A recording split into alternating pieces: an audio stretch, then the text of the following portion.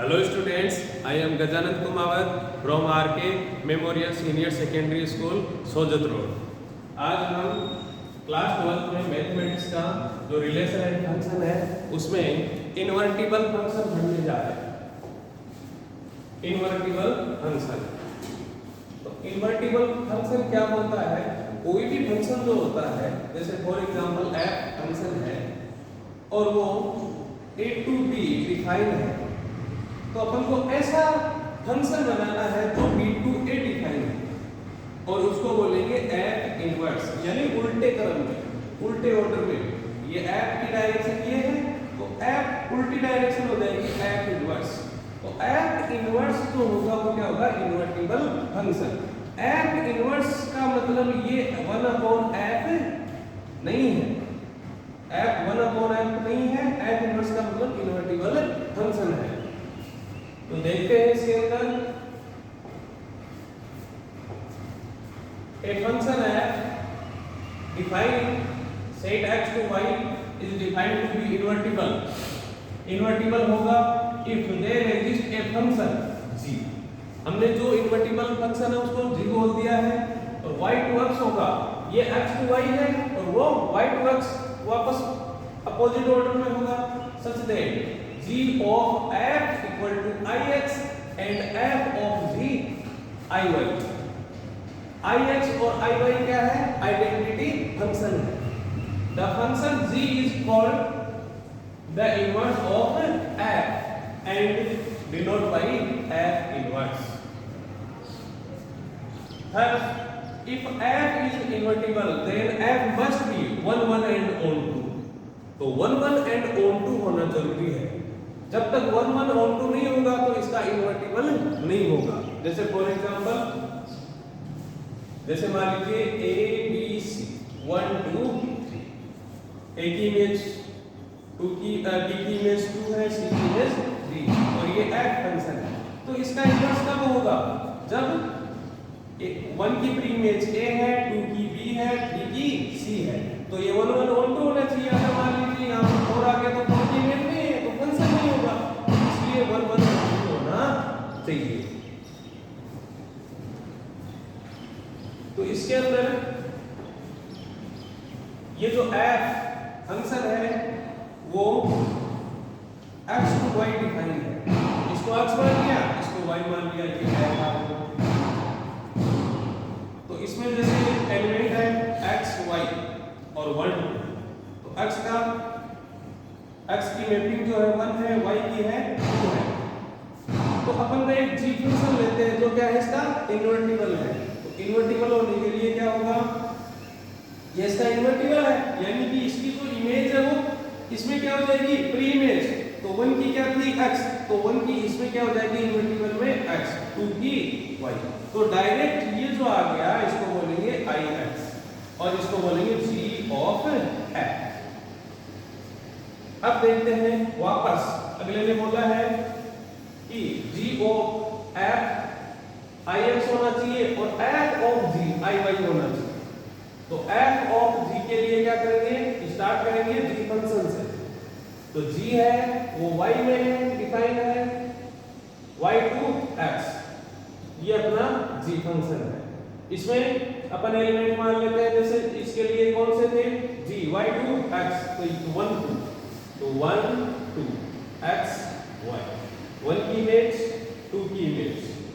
फिर वापस ये कहां पर है? y में। कौन? f है वो x to y में है, तो x to y, तो x की इमेज 1, y की इमेज 2। तो देखिए डायरेक्ट ये आ गया, इसको बोलेंगे अपन f ऑफ g और नोट करेंगे i y से। तो ये क्या हो गया? दोनों ये g ऑफ f ix और f ऑफ g iy। तो ये इनवर्टिबल फंक्शन हो गया और 1 1 onto भी हो गया।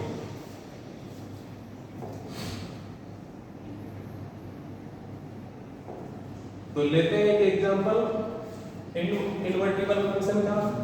आपको दे रखा है f जो फंक्शन है वो है n2 y डिफाइन है और आपको बनाना है इसका inverse function, find the inverse.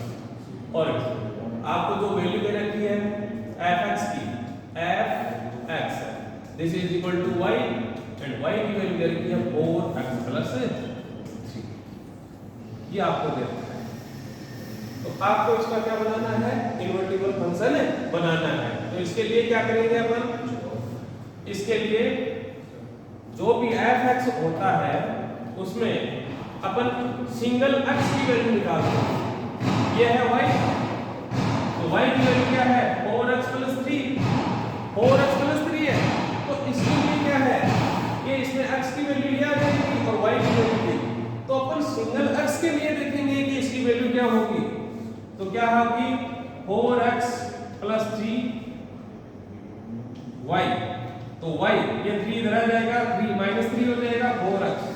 x की वैल्यू अपने पास आई y माइनस 3 अपॉन 4। तो y माइनस 3 अपॉन 4 जो होगा वो x की वैल्यू, और जो x की वैल्यू होगी वही क्या होगा f इनवर्स। तो f इनवर्स हमारे पास आया है f inverse y minus 3 upon 4, ये हमारे पास आया है। अब देखते हैं इसके अंदर क्या ये सही है। एग्जांपल लेते हैं इसका।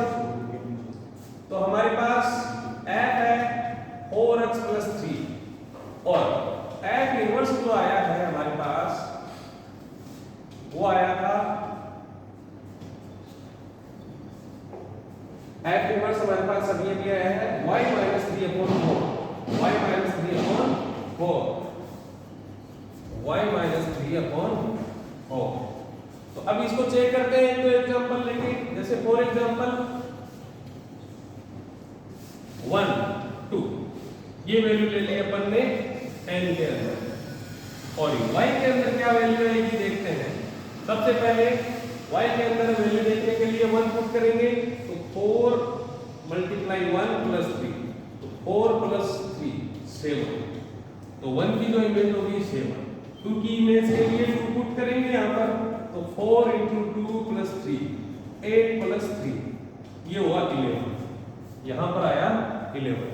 तो अब इसको चेक करेंगे कि क्या जो f है और f इनवर्स है क्या वो सही है, चेक करेंगे। तो f x की वैल्यू निकाल ली, अब f इनवर्स से चेक करेंगे कि क्या ये वैल्यू सही है। तो यहाँ पर 7 पुट करेंगे इसके अंदर, तो 7 पुट करेंगे f इनवर्स y, 7 पुट करेंगे तो 7 minus 3 upon 4, 4 upon 4 that means 1। इसका मतलब 7 से 1 अपने पास आ गया है। और 11 से क्या रिजल्ट 2 आता है कि नहीं आता है देखते हैं।